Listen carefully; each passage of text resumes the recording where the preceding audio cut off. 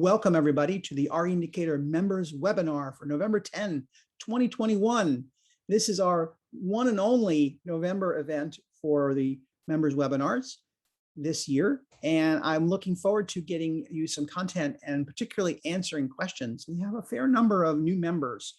So what I'm going to be doing with this particular session is focusing on making it possible for new folks to be able to jump in and get a lot out of the system quickly. I'm going to show how to use some of the support features and demonstrate many of the commonly used utilities, and the uncommonly used, maybe you'll be inspired to make more use of some of the resources that seem to be less utilized. I'd like to get more activity in those areas. So let's do this. I am going to show you our agenda. I'm going to flip the slide here to allow you to see our agenda for today. Number one, we're going to have a brief discussion about the economy. We had some news come in last Friday in particular that was reported on about where we are with the recovery of the job losses from the recessionary window of 2020. We are not fully back to where we were before that recessionary period began. We are well on our way to recovering it though. We're about 3/4 of the way back. And we're going to take some time. The majority of our conversation today will be about the tips that I have for new and experienced users to get more out of making use of the system. And we'll always open up for Q&A. So as I go along, if something I've said doesn't make sense, if it reminds you that you had a question about something, even if we're not talking about that particular thing at that moment, or if there's a property you've been looking at and wanted to know why something was going on, I would be happy to take a look at things with you. Just remember, we are not only in a public environment, so to speak, here where other folks are listening besides yourself, we're recording it. I wouldn't want you to disclose a particular address or property that you don't have yet under contract, just to protect your interests. But would be happy to do something in perhaps more abstract or follow up with you after the group event with a one-on-one conversation afterwards. All right, so let's take a look at the economy, where we are right now. This was really interesting. The mood is very back and forth on this. We had some really good numbers coming out in the early part of the year, and then some activities were occurring in the summertime that led people to believe that perhaps we've hit somewhat of a wall or challenge. If you look at the statistics, actually what was happening, where many people were getting very concerned about the Delta variant of the coronavirus becoming more prominent and causing a spike in cases, which made a lot of people a little more concerned. So where we are now in November is we have got a little more perspective on that summer event, and we seem to be at least picking up a little more steam. In fact, some of the negative things that we'd seen in the August and September new jobs numbers were not as bad. What they do is they release a preliminary, and that gets all the media. Everybody talks about the new numbers for the month that they just released, but remember, it's a preliminary. And a lot of times those numbers get revised a month and 2 months later as they keep tracking the numbers more and more precisely. So I always take every one single piece of data, no matter where it comes from, with a grain of salt, and I start asking more questions. And what does that mean? And what might be included in that? What's missing from that? What else do I need to know? That includes even the classification of a property as being a B or a C or whatever. I'm always thinking, well, what else do I need to know besides that one piece of information? No one piece of data tells us all we need to know. So the challenge we had in September was a kind of a negative mood, if you will, because we had several months in a row, we had some fall off in the numbers. The jobless rate actually fell in the latest round in the most recent report that came out Friday to characterize October to 4.6%. This is down from the 4.8 we were at the previous month. Recall now our benchmark that we're trying to aim for is 3.5%, which is where the unemployment rate was when we began the recession last February. And that's where we're trying to get back to. However, we should also consider that there's been fundamental shifts in the economy and fundamental shifts in people's participation in the labor force. That includes their willingness to take on certain jobs, their willingness to not have certain benefits, their willingness to work at certain hourly rates or salaries. They're also taking a look at early retirements that are changing really how we perceive the workforce and its availability and its interest in participating in the economy. And some of the suggestions I've been seeing lately is perhaps 3.5% will be something we will not return to. We may get closer to, say, 4% of an unemployment rate. And maybe that will be a little bit closer to what will become our new full employment status. But this drop that we've had from 4.8 to 4.6 in just that 1 month window suggests that we have a bounce back after that summer lull. It's not huge, it's not a huge spring. A lot of times we will see some pickup in activity in the fall of economy because we're doing some hiring for seasonal purposes for retail for the holiday season. And there's a lot of travel in the fall. People usually take on business travel to conferences and conventions and such. People take on travel for their personal purposes to see and visit family for the Thanksgiving and December holidays. So it usually is a very active season for employment. The fact that it isn't greater than it is to me, a little bit short of what it could be, but I'm glad that at least the momentum is in the right direction. We added 531,000 jobs. This is below the additional jobs in the economy in the more robust period of May, June of this year, April even of this year. But it's certainly much better than the numbers we have been seeing in August and September. Remember now, we want to try to get back everybody who had a position in the workforce. We want to get back to that number if we can, where we left off, so to speak, in February of last year. And we still have to add, in the chart we'll see here, hundreds of thousands, actually millions of more jobs. So if we went at this rate, it's going to take another 6 to 8 months to get us back to where we were. And during that 6 to 8 month window, more and more people are graduating from high school and college and entering the workforce. Our population continues to grow. So we can't just get back to that number. We actually have to go to a higher number to get us back to really full, robust economic performance. An interesting item in the news that was covered, by the way, this is a lot of these statistics and ideas and comments are coming from an article that was in the Wall Street Journal on the weekend edition with the headline of "Job Market Churns Out Big Rebound." These were confirmed, by the way, these numbers in other articles that I read and other sources. There was nothing new in the other sources. So we're just using this particular source for this conversation. And multiple sources were talking about the interesting element of a larger number of women joining the labor force than had been anticipated. It has been a weak spot in the economy. And a lot of folks are suggesting that's largely because women are oftentimes wondering about their ability to take care of their children. A lot of children were not yet qualified to have the vaccine, and schools and all these other issues that are all related. So perhaps that uptick is suggesting there's more confidence among more people to participate again in the workforce. The 3 sectors that were cited as having great gains are restaurants, which is great because that suggests that people are actually participating more in the economy, that is not just sitting on their sofa at home. Consulting firms were up, and factories. We have got a real problem with producing enough goods in this economy, which is really interesting that factories are hiring and they're doing very well with that uptick. Wages are rising, benefits are rising. People are getting offers for signing bonuses. They're getting expansions in the benefits for example, for family leave. There's lots of things happening because companies have unfilled positions. And what do you do when nobody is saying, pick me for your job, when nobody's applying? What do? You have to make it more attractive. You have to make it a more attractive workplace. You have to do that with raising the pay. You have to increase the benefits.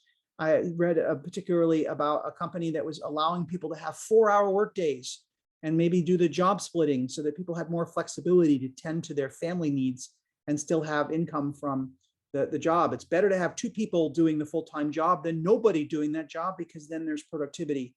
Maybe a little harder for the company to manage 2 people than 1, but it's better than no output from that position being unfilled. So we're going to continue to see an evolution of the workforce, I think. And I want us to keep an eye on that, because that has big impact on what we offer. Our product being apartment occupancy, if you will. That's the product we're really focused on. Where are people's attitudes about where they want to live and how likely they are to move, to take another job in another city?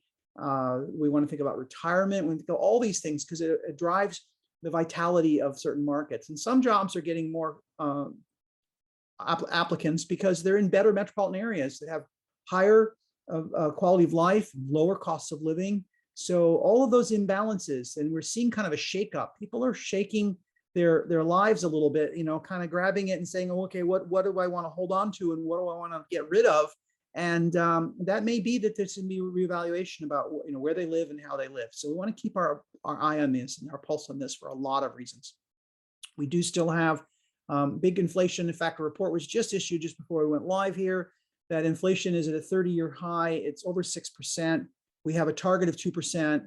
Part of it is the supply chain issue that is going on, where you can demand more price for your product if there are fewer of them, and there are fewer of them because of the supply chain issues. We could do an entire 3-hour conversation on that. Always happy to answer questions if you're not sure about what these terms mean and how it applies to us. But really, what we're talking about here is a lack of enough people participating in the workforce to produce enough goods, and that creates higher wages, which creates inflation, which puts more money into the economy, which means people can spend on the things that are out there that are available. And so the companies are seeing demand for their product, and so they feel they can raise prices even further. And it just is, it's a spiral. We did a special webinar, I'm guessing, if I can remember right, something about a year ago, that we talked about what inflation means and how it affects the economy. And because we were getting ready to see inflation, and I wanted you to all understand it. So we did a deep dive on inflation about a year ago. So it's on the archive for you if you'd like to really know lots more about it. The other chart that the other thing I wanted to show is a chart which shows us that while we did lose more than 20 million jobs when we had the massive pullback in daily activities last April of 2020, the chart we're looking at here shows that we had a huge bounce back as we went into the summer of last year, but then it kind of slowed down in the fall winter season. It picked up again in the spring and summer of this year, and then it's kind of, you can see these last couple of months have been kind of slow compared to the steepness of the uptake that we had for about 6 months here. We had a good run, and it's starting to flatten out a little bit. My suspicion, just from everything I've read and how I read numbers all the time on this sort of thing, is we're likely to see somewhat of a flattening off in November and December and possibly even January. But I expect there to be another steepening of the uptake that will make things much more robust GDP wise and jobs added wise as we get into the spring, first quarter somewhat, but certainly second quarter, June, July, August, September, that whole window there, first, second quarter, look really good to me for next year. We still do need to get nearly 5 out of the 20 million, let's round the numbers. That's about 75% of the employment has been returned, but that's still 5 million jobs that we want to add back just to get back to where we were. So we probably need to add, I don't know, 7+ million jobs to get us back to a full economy. Let's take a look now at how we can make more use of the RE indicator system. We're transitioning here. I'm going to watch the chat panel in case anybody has any questions, and I'm looking for folks who might have raised their hand because they'd like to ask a question. But what I'm going to do is a series of walkthroughs on the system so that you can make more use of it. And some of this stuff will be review because you've been using it either a little bit or a lot, and it's good to have that refresher in your mind. But I will suggest that along the way, there's going to be some things that maybe you weren't even thinking about or weren't aware of. So this will probably be a good chance for you to not just fill in new knowledge, but to refresh your memory on things you've been doing as routine.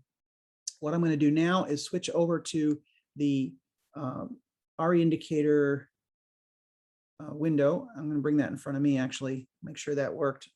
I'm not convinced that worked. I want that right in front of me here. So let's do a share screen again, and let's take a look at that. And I believe we've got it now, and we are sharing.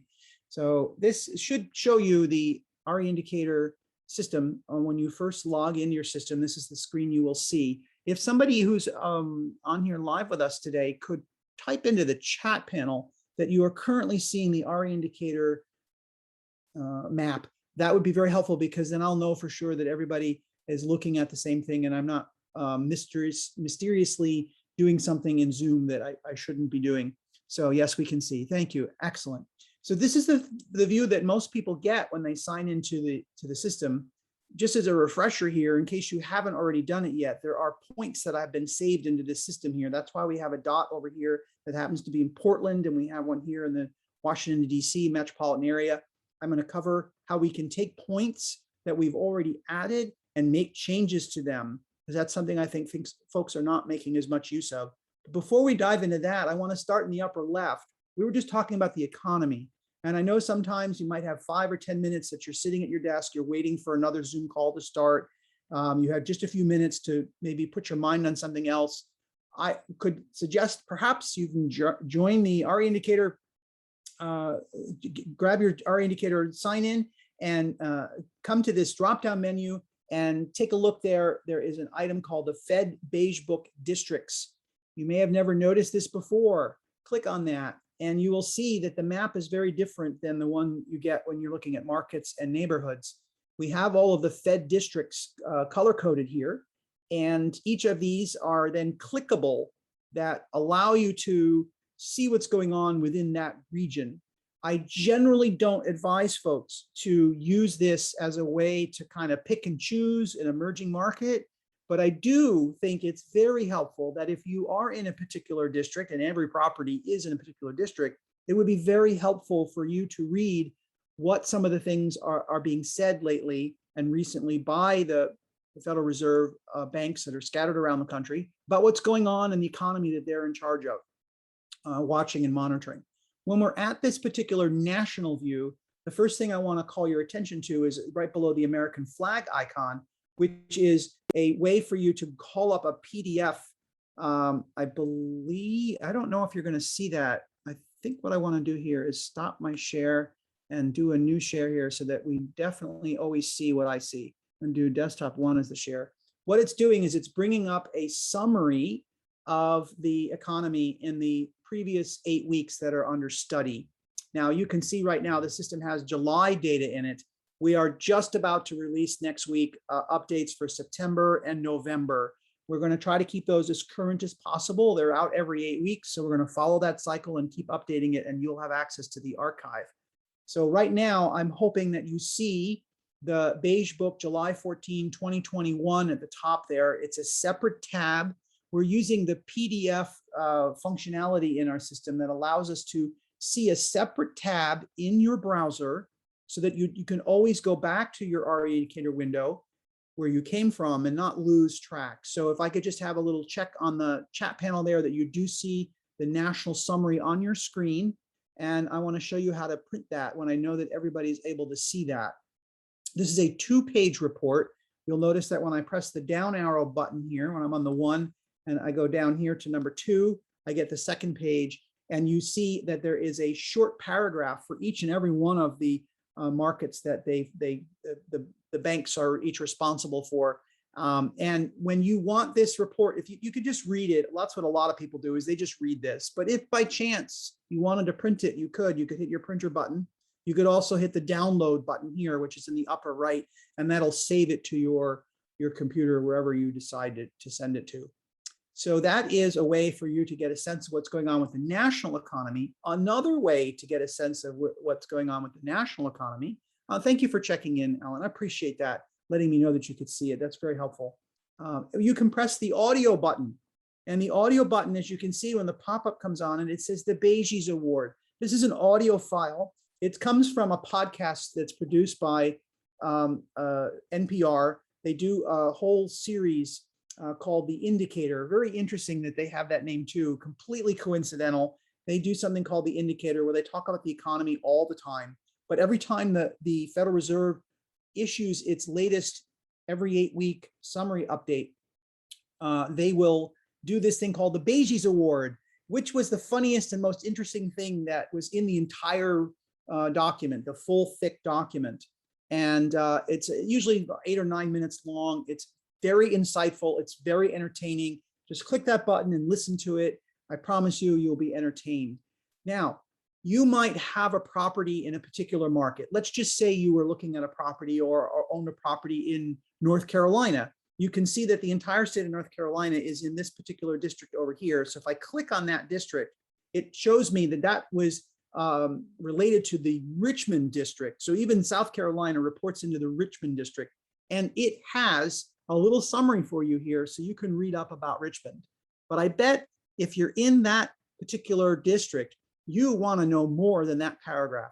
So we've included the full report. By clicking on the click here for the full report PDF, you'll open another tab inside your browser. Now you'll notice I did click it, and it's been a few moments.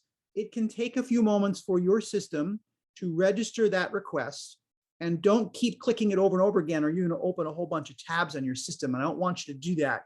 So be careful, be patient, and let it do its thing. So what I'm gonna do now is I'm on this particular button here. I'm going to click it once and it opens a tab. For some folks, the lag can be 5, 10, even 15 seconds. So don't keep clicking it, just give it a pause.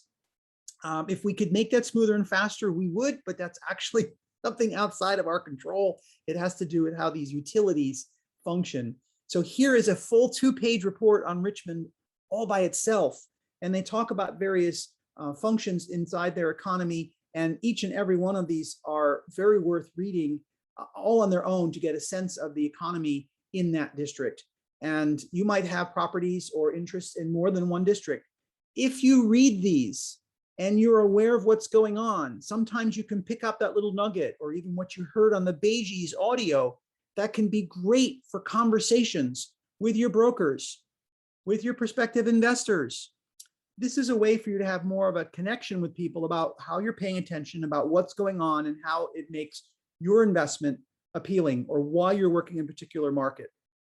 I want to encourage you to have these little nuggets, because they go a long way to encourage your connections with all of the people that you're trying to collaborate with, that you're on the ball. So that's why we included it. And it is, again, available over on the drop-down menu. You have the Fed Beige Book districts. It's the last one right now in that drop-down menu. And for every one of the districts, you can click on any one of them at a time. There's the Boston district, here's the Dallas district, and we will keep updating these and then provide an archive for you in case you did want to like catch up, you missed the last one, or you just are now all of a sudden interested in that particular market, and you have not been reading up on it. Let's say there's a property in Ohio and you're like, well, what's been going on for the last 6 or 8 reports? Now you'll be able to, once we start next week with our new update, you're going to be able to do an archive view of each of these older reports, and we're just going to keep them up there for you for time immemorial, so to speak, for a period of time that is relevant. We'll probably keep them up there for about a year so that you can have a retrospective readily available to you.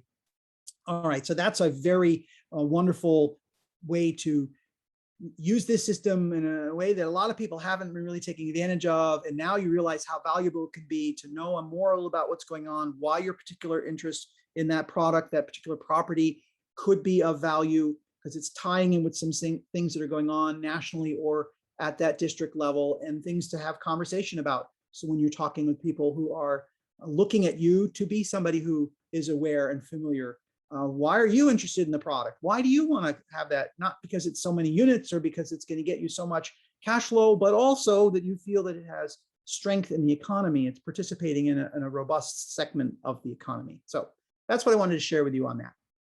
I'm going to go back to the micro neighborhoods map, because it's what most people see when they come into the system. And I'm going to review now at the top of the menu here. You're here today, so you obviously found that red button. That's wonderful. We also have the green buttons in the upper right. One is for webinar replays. And when you click on webinar replays, it also draws up a new tab for you so you don't lose your place while you're using RE Indicator. And it drops you right to the page of the member support library, where you can watch all of the previously recorded events that we've done here for the free member only RE Indicator webinars. This page can sometimes take a little bit to load because it's quite a bit on it. So as you can see here, this is the last webinar that we did, October 29th. This is probably going to be part of our All-Star special editions that will get a lot of people taking advantage of for months and years to come. I did a deep dive, the second one in our series, basically talking about the D neighborhoods, to D or not to D. That is many questions, because we wanted to have a conversation about whether or not a D area was a challenge or an opportunity and what it means. So this web page is inside your member support library, which is a large collection of and growing, ever-growing collection of information. And I want to show you that too. So you can see if you scroll down here, My page is taking a very long time to load. I suspect because I am live here on the webinar that the throughput on my broadband access is not as great as it could be. You can see here that we get the little previews and we have the whole archive available to us as we scroll on down. All right, so that was the webinar replays. It's a direct and immediate link for you to get a chance to view them. You can also click on the support button, and the support button brings you to the main page of the member support library. And on the main page of the webinars member support library, we also have a button to get to those webinar replays if you wish. But we are adding information here all the time. For example, every time we do a new version update, we put it in this location.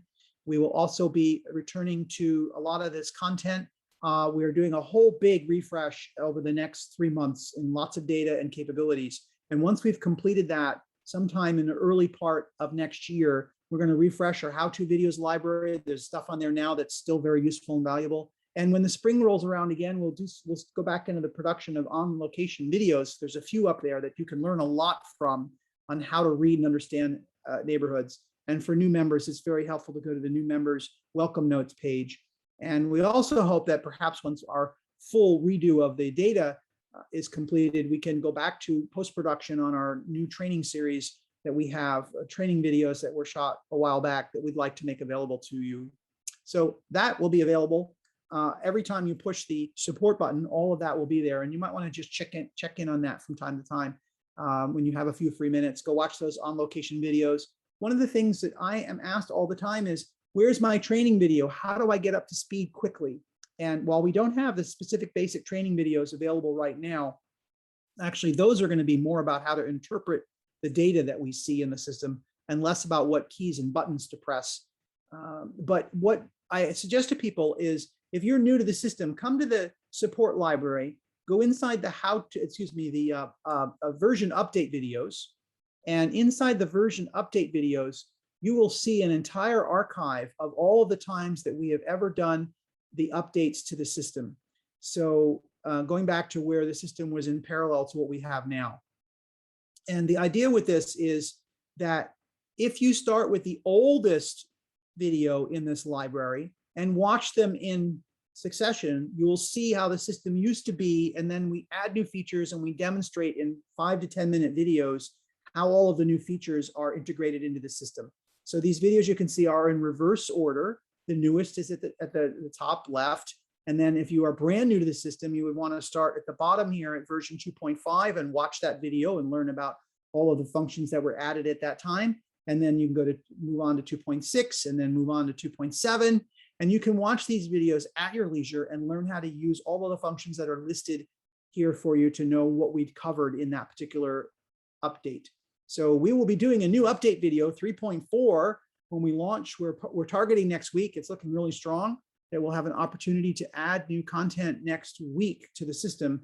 A few minor upgrades while we do some under the hood kind of updates to pin things up and get them ready for some new stuff that we're going to start dropping in with our next release. So we're excited that probably 3.5 will be a really big release, and it might be so big that we're just going to call it 4.0 because there might be that much modification to things.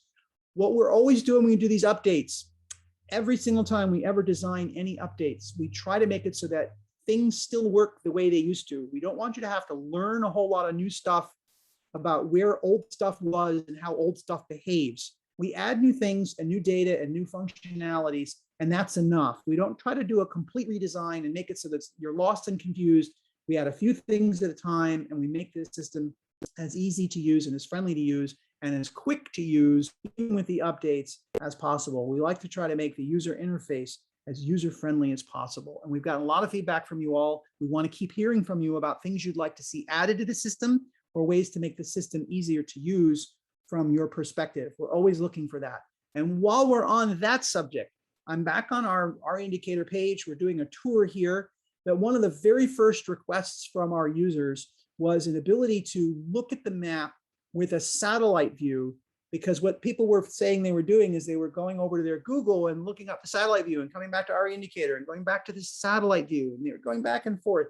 And so we found a way to integrate them. And that's what led to this button up here that's called Streets. So let me do a little bit of a search here for you. I'm going to go open the window, and I'm going to go into my unsorted folder, and I'm going to click on Portland, Oregon. That's a location that I saved a while back.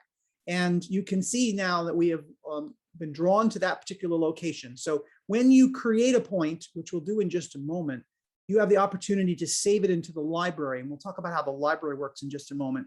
This library here has a bunch of points that you've been saving over time.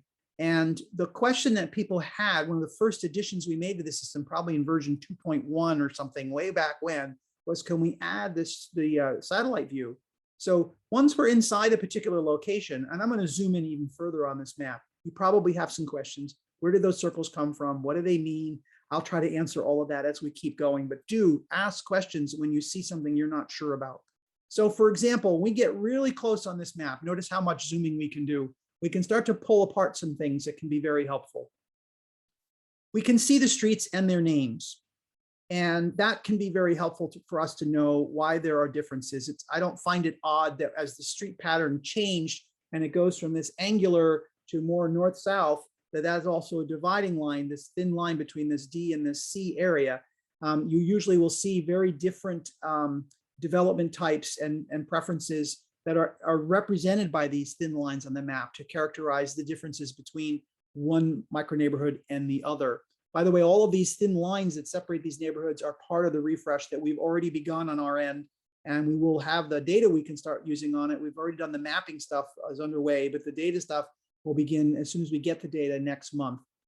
So I also want to point out while we're looking at this, that sometimes you have these little weird slivers of empty space. That was not a design by on our end. We're using standard geographies, and those standard geographies are now very old, used old computers to do the digitization of these files, and they're not as precise as we'd like them to be. Here's a sliver in the river over here, but these little pockets, there's a little tiny one over here on the west side where C and A and D all come together. That's not intended to give you anything of knowledge or information. Sometimes you actually see overlaps between two particular micro neighborhoods. That's all just tiny, minuscule coding and computer error on the boundary files that we use in our system in order to draw our micro neighborhoods, which are based on census geographies. So we can't really fix those, but they mean nothing. They're very inconsequential. They're very small. They're not all over the place. They're just occasional. So we just accept that with how things go. Now let's take a look at the streets here. If we turn the streets over to satellite, we can start to see a little more texture of the land use. And that sometimes can help us understand, well, why is a particular area a D or a C? What you're going to find is in a lot of cases, the D areas are older areas, industrial areas, or areas where you're just not going to find a whole lot of appeal to offer a multifamily product, particularly a 5-unit and more. Remember, we're not doing residential with this. We're classifying the multifamilies within inside the micro neighborhood area, and we're looking at it on a scale of newest and most reinvested to oldest and least reinvested as a combination. And a preponderance of data comes together to create the neighborhood's overall micro neighborhood classification. So you could have a D property in an A area. You could have an A property in a D area. It's fairly uncommon, it happens, but what you want to do is not use that one piece of data to make a decision. Look at the context. Are there other neighborhoods right nearby that better fit that classification? Can you suggest that maybe the path of progress going on, a big change in the land use that's going on? Maybe it's mostly condos and there aren't very many apartments, and those are the older buildings that haven't been renovated yet. So that would mean that it's maybe not as downscale as the data would initially suggest to you if you were new to the idea of what a C neighborhood is. And whenever you have questions about all of these types of things, why does that look that way? Why is that classified that way? And you're not sure, feel free to reach out to us. It's why we're here. We're able to help you and dig deeper in things as you wish.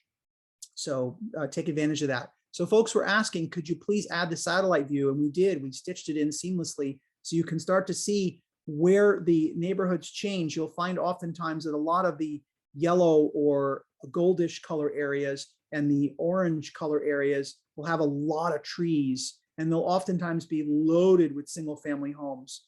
So what we can do here is get a sense of from one neighborhood to the next of how things are and how different they are. The next thing that folks asked about was, I'm looking at this map and I kind of see my location, I see the street names, but I can't really read these labels very well. I'm having trouble reading the name of this park or the name of this school.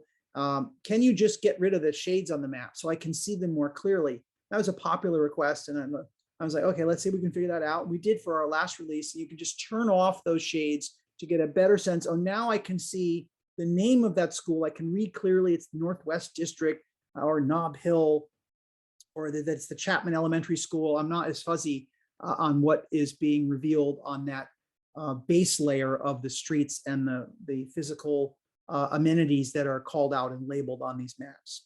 So that was another addition. So you might someday have a suggestion or idea about something we could do to make the maps easier to use and the system more functional. And you'll then be pleased one day when we're on a webinar discussing the new functionalities, and note that you had contributed to adding that functionality to the system because you spoke up and you asked.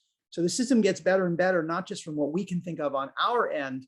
We have really a very long list of enhancements and features and data that we want to keep adding to this system over the next several years that you all get to take advantage of as you use the system as it gets integrated.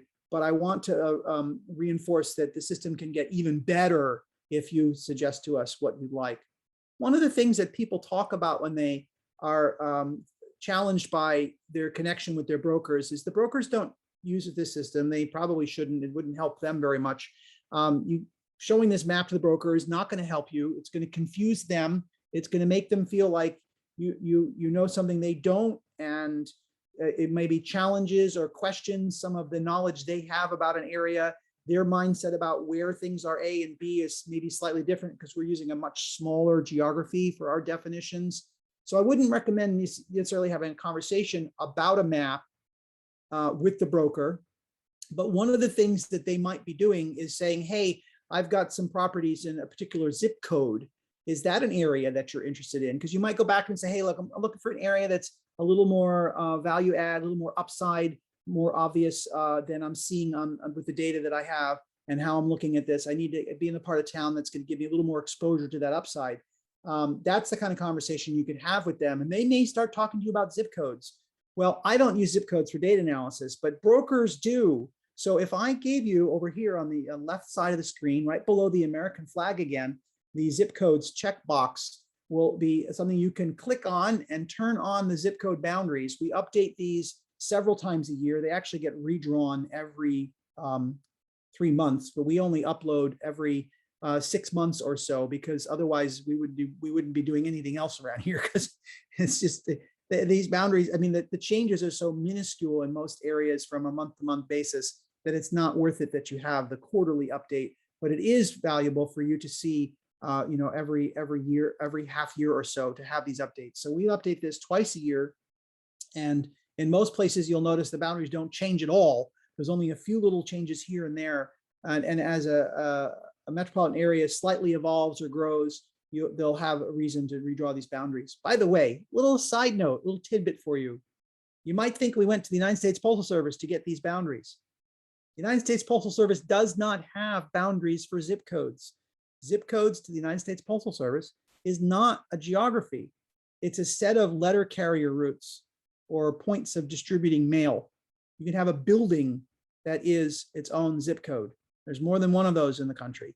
So it's really kind of an odd thing that we have boundaries. But so many people have been trying to use this for these kinds of purposes, for referring to things, for marketing purposes, for planning purposes, for business, for government, for nonprofits. Everybody kind of refers to zip codes. But you can see here how terrible they are at drawing distinctions between one neighborhood type and another. They're simply too large. You can see this particular zip code that's downtown is tiny. Most of them are bigger than that. One of the challenges with zip codes is there are zip codes with a few hundred people, and there's zip codes with tens of thousands of people. They're drawn for conveniences of just shipping across metropolitan areas in the country mail and then distributing them on the ground. They're not drawn to help us understand the differences between community and land uses. And you can see this zip code here in the downtown area of 97209. It's got parts that are C and A and C and B. And, do you want to be in that zip code? Maybe. Most zip codes will not have a clarity in its affiliation with land use and development patterns and the things that we're very concerned with. Very rarely do they actually coincide with being a zip code that we could just say, yes, we want that zip code. So for example, we've got a zip code down here. It's got a lot of A and B in it, but it's got a pocket of D. Here's a zip code that's entirely D. So that's a very rare exception. The first one I've seen in quite a while where it's almost completely contiguous. But most of the time, the zip code itself is too broad and useless for us. So I wanted to reinforce that. But still, the broker might say, hey, I got some new stuff coming in, a couple things popping up in these 2 zip codes. You can put them in your system now. You can see it here. By the way, I'm going to put in 97204 in the panel over here, add a location, 97204. And you'll see that it knows that that's a zip code in Portland, Oregon, and it will direct the map directly to that location. So if you ever have just a zip code, you can use the add a location function to just find a zip code. You can also use it to find a city. Let's say that you're interested in Seattle, Washington. If you type in Seattle in the control panel over here, on the right, the My Locations, add a location, I've typed in Seattle. It's found Seattle, Washington. I don't have to type everything. I type it until I see what I'm looking for. I can then click on Seattle, Washington. And with that yellow marker highlighting that location, I click on it and I'm zipped right over faster than you can blink to the Seattle area. I'm turning off the zip codes because you can see they're very confusing. They don't really help us except for those very specific purposes. So that's a way for you to make use of this system. But I'm guessing that now that people are like, oh, well, then maybe if I'm in a particular area, I can go study the area and say, well, I want to be, north and east of downtown or north and west of downtown, but not southeast of downtown. That may be what you're starting to think of, that you're going to try to come at it from, let the data on this system tell me where I need to be looking. And I would like to actually go back to you and say, that's not really the best use of this system at all. This system is most effective when you're using these neighborhoods, these micro neighborhoods. The most effective use is take the address of a property that's available. The broker has told you this property is available. Would you be interested in it? You'd use that address to zero in on a specific property and find out what's going on with that particular property. So if I put an address in here, 20191 Cape Coral Lane, you can see it found it in the address matching where it is in Huntington Beach, California, 92646. If I click on that, I now have the dot on the map that shows me at the center of this map where that particular address is. That property, the broker might have brought to me and said, this property is available. Would you be interested in this property? And what I've done here, I've typed the address in, I've looked at the map, and I instantly say yes. I don't need to do any more research really on this map at this moment. What I'm doing right now is filtering. I will now take the time to do my underwriting. I will go through the T12s and the rent rolls, and I'll start to think about comps so that I'm taking a real strategic approach to this property. This particular location with these micro neighborhood scores at that location and around it appeal to me right now in my acquisition process. Perhaps it won't to you. You might look at that and say, I'm not really looking for that. I think it's better off if I'm in areas that are more B and C, not A and B. That starts to get into more of where your strategy is for your own acquisitions purposes. But for what I'm doing, I would say, yes, this is great. The other thing I might do while I'm here before I jump into underwriting is I might, out of curiosity, click on the underneath my save locations, the EN button for emerging micro neighborhoods. And that's going to put little purple plus signs all over the map wherever there's a micro neighborhood that's growing in value at a pace that's faster than the metropolitan area as a whole, not the US as a whole, the metro area as a whole. So it's really focused on the plus signs on those areas that are really very healthy. They can be an A and B and C and D neighborhood. So sometimes you might find a D neighborhood that's all by itself, a little one all by itself, and it has a plus sign in it. That might be a D neighborhood I would give more serious thought to than otherwise just casting it aside because it's a D area. So in this particular case, the plus signs aren't all that close. I'm still interested in this property. It was curious for me. It's not a deal breaker whatsoever. But in just seconds, literally seconds, less than a minute, I typed in an address, it went to the location, it showed me that I am interested because of the data I see on the map. And I'm already ahead of the game because the many times that I did this when I was first doing my work, I would type the address in and I would find out it was in areas that don't work for what we were trying to acquire. They were consistently in very difficult areas for the kind of work that we were doing. And it was a waste of time to underwrite those properties. I needed to go back to the brokers and let them know what I'm looking for. I need to be clearer with them. I need areas that have a higher likelihood of upside, where my tenant base can be shifted, that I can bring my investors into something that has a higher likelihood of performing. So that's why I underscore how to use this in this way, not as let me get to know my area where all the A's and B's and C's and D's are. Yes, you can learn that from this. And after you've underwritten it and you get serious about the product, and perhaps you've even put an LOI in and you're being selected for best and final, now you can come back to this thing and start getting really serious. Because now when we're going to do a deep dive on LOI accepted, what do I do in RE indicator? We'll probably be doing that in January. What we'll be doing for our December conversation, by the way, as a heads up, we're going to do another deep dive. So what I want you to realize is how fast, how within less than 60 seconds, you are not underwriting something that's not on mission, or you are underwriting something that is on mission. Because I want this tool hopefully to give you speed, efficiency, and confidence. So let's say we did like this particular property and we wanted to save it into the system so we wouldn't have to keep typing it again and again. You can see it's this light blue color with a dot in it. That's just indicating we've looked it up. We haven't saved it yet. If you look over here underneath add a location, we can choose a particular color marker that would go with that location. And I see that this is an orange and yellow area. So I might want a blue so that it stands out, or maybe a purple so that I can visually identify that it doesn't get lost. If I were to give it that orangey color, it might disappear, might not see it as readily. But if I give it a contrast color, that will help me find it. And that's how I usually choose my colors. You can also create categories. We'll cover that in another deep dive on using the utilities that do that. The other thing I'm going to do in here is put this into a particular location name, not just the full address. What I've done is I've triple clicked in this area so that I get the entire text in that area selected.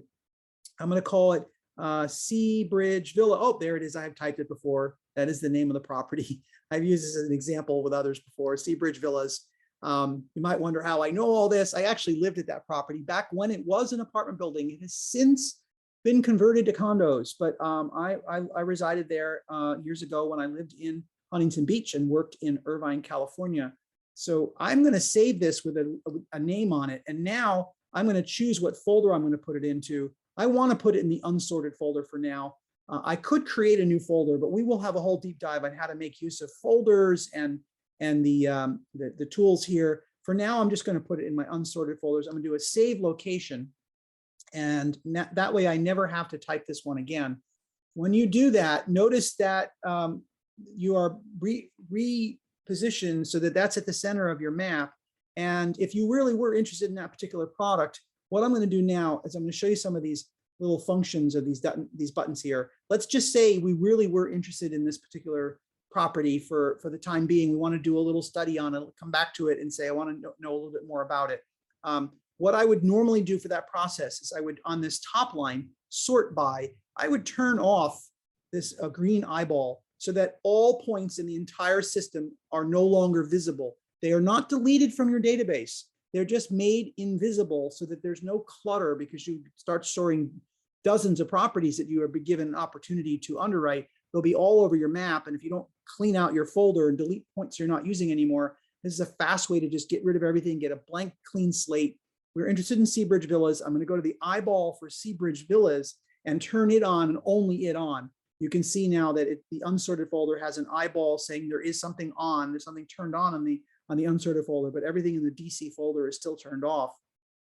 Only Seabridge Villas is now on because it's the only one that I've clicked on. The next thing that I want to do on this is I want to tell it that with Seabridge Villas, I want the name of the property that I've typed in, Seabridge Villas, to be appearing on the map. I can put it to the left of the property. I can go back there and change it. I can put it to the right of the property, and I can also put it below the property. And the reason why we give you those three options is because sometimes where that label appears, it might block something on the map in terms of a neighborhood classification or a feature that you're trying to illustrate or document for your audience. And so we give you a chance to at least move it around a little bit to get it somewhere so that it is maybe out of the way for what message you're trying to create. The next thing I'm going to do is turn on the 1 and 3 and 5 mile rings around this property. You can see the green is now on here. I've got a 3 mile ring on and I've got a 5 mile ring on. And I already hear people going, wait a minute, how do I know those are 1 and 3 and 5 mile rings? Well, what if I gave you a function that lets you turn on the labels for those rings? So at the top in these control panel functions up here by sort by, I can go to my rings and click on the MI for miles. It will show you the labels for each of these rings. It's 1 mile out and 3 miles out and 5 miles out. And once you get to out here in the 5 mile ring, unfortunately, this is where that oil spill occurred a few months ago or a few weeks ago. I've kind of lost track of time, but that was big in the news for a while. And being a resident of this area for a while, it caused alarm in me because I was thinking about how the beach that I used to bicycle along and walk to and enjoy so much for so long was affected by that unfortunate event. So you can have these 1, 3, and 5 mile labels appear on your map so you get a sense of the scale of things and where things are in relation to each other. You know, how far is it from the major interstate? So we now know the 405, as Southern Californians, I guess Californians in general, would refer to their freeways with the before it. I learned how to do that when I was there. The 405 is just about 3 miles away from the property. If you go just straight north on Beach Boulevard, it's almost 5 miles to get onto it, but you can see it's about 3 to 5 miles, depending on how birds fly, you know, how the crow flies. It's 3 miles, but it's a little more like 4.5 to the actual interstate connection with Beach Boulevard. So we now have controlled a lot of things here for Seabridge Villas. I'm going to, for example, decide I only want my 1 mile on, because a lot of times when you're looking at more dense areas, you want to stay focused as much as possible on what's immediately around your property. And the next thing I can show you here is I can decide, well, I don't really like that purple. Somebody I'm talking to has trouble seeing it. The purple is not working for them or whatever. Maybe they hate the color purple. I don't know what it is that you might want to change this color. You can just do the drop down here that I have already done here. Let's change that over to a gray so that that point no longer is in purple, but it's in a gray choice. And you'll see it's going to redraw the map for us. And now instead of being a purple dot, it's a gray dot.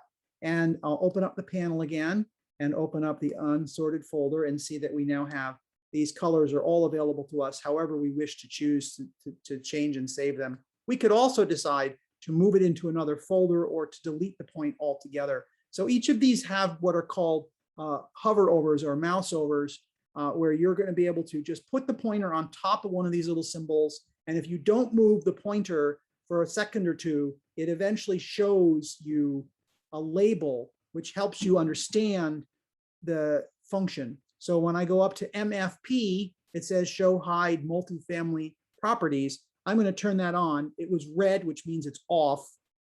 Now I've turned it on. It's green. I can see properties in this area that are potential comps. So I've seen within a mile, like, you know, all these properties down here might be considered really good comps for this particular property. If it was an older property, I might focus maybe on more of the B area properties that are very nearby because I'm right on that AB split there, but I'd also see maybe this is a newer A property. What's my delta to the nicest properties in the area? I'd want to investigate these. You might want to know what the name of this property is. Click on that little purple button there and you can see that's called Huntington Breakers. And there's the address. And now you can go to rent.com or apartments.com or all those big websites and maybe do some research about what's available today, how it's being offered today. And as I've done another deep dive on how to do comps just a few weeks ago, I would encourage you to go watch that webinar and see how to take advantage of that particular functionality. So that is a quick overview of how to get a lot of the system right at once. The other functionality that we all want to know about is how the system allows you to see the emerging markets.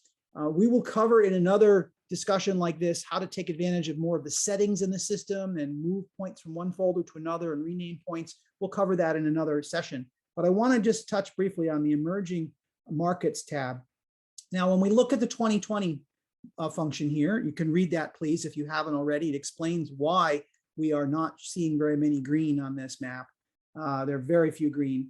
If you ever get too much gray on your map, can't see anything, press your American flag button, get started again with the whole country. Very little green on this map because we had the recession last year. It was only 2 months, but the economy didn't recover. It hasn't still fully recovered from the economic downturn that occurred in last spring in 2020. So we have 3 markets here. We have St. George in Utah, and we have, I think this is Idaho Falls, Idaho. I think it's definitely an Idaho market. And we also have Ocean City, New Jersey, which is where Cape May is. So it's the only ones that actually were doing better at the end of last year than they were the year before and the year before that. So very rare to have these markets appear like this. So what I'd like to say to everybody for now, until we get to the point where the economy has recovered completely from what was going on before the recession, I would encourage you to use the 2019 emerging markets map as sort of a baseline. And let's just say that the economy was essentially on ice or frozen for a year. Use 2019 as your starting point to say, well, these were the markets that were doing very well and in emerging status before we had that complete reset of the economy.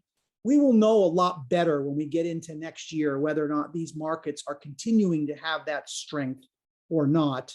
But in the absence of any other information, it's likely that these, not guaranteed, but likely that these strong and robust economies have done very well in their recovery and will continue to grow and thrive as we get into 2022, 2023, and we're no longer in the shadow of the coronavirus related economic, what do you call it, side off ramp for a while. We're back to normal, so to speak. It'll be a new normal. And that's why what we're going to do is we're going to start creating these emerging markets, not for an annual basis, but on a quarterly basis. We're going to start releasing data on a quarterly basis. And in order for a market to be emerging, it has to have, in that case, 8 consecutive quarters cumulatively of that 2% growth. And what we're going to be doing then is getting a pulse of things a lot sooner than having to wait for a whole nother year to pass. So we had 2020 go by, and so we're not back to normal in the end of 2021, which means that in order to get 2 years of uptick, we'd have to also see what happened in 2022 in order to start classifying things as emerging markets. So it would be 2023 before we actually saw anything. I can't wait till 2023. It's 2021. I need to keep my business moving, and so do you. So we're switching over to a quarterly market analysis. And so as we get into next spring, we'll probably start to see the ability to start rolling these market percentages in a way that's more favorable, because we've got to let 2 years go by. We have to be 2 years removed from the initial downturn for us to have enough momentum and enough markets to see the kind of emerging market status that we're looking for. I hope that's something that's making sense to you. If it's not, I would like you to ask questions or let us know how we can explain and clarify for you. Use the 2019 emerging markets map as sort of your starting point. What happened in 2020 is more of a blip. By the way, you want to see another time we had a blip like this, go back to 2002. And we had very few markets that were doing very well. If you go back to 2001, we had very few markets that were doing very well. There were also 2010, I think, was another year that we had. 2009 was very few markets were showing up as emerging markets in 2009. Look at that. Look how gray that was. 2009 was a terrible year as well. So we've done this before. We've had these cycles before, and they're going to happen again, not just this time, and going to have another one of these. So where did things go in 2010? What markets were popping in 2010? Almost nothing. We had a really terrible time in 2009, 2010. Now we see all this light green, markets are starting to recover. So instead of waiting for 2 full years to go by, we're going to let 8 quarters go by So we don't have to wait until the following spring. We're going to get started and seeing some things happening as we get into next summer, because then we'll have had 8 consecutive quarters since the downturn. So that's what I wanted to share with you.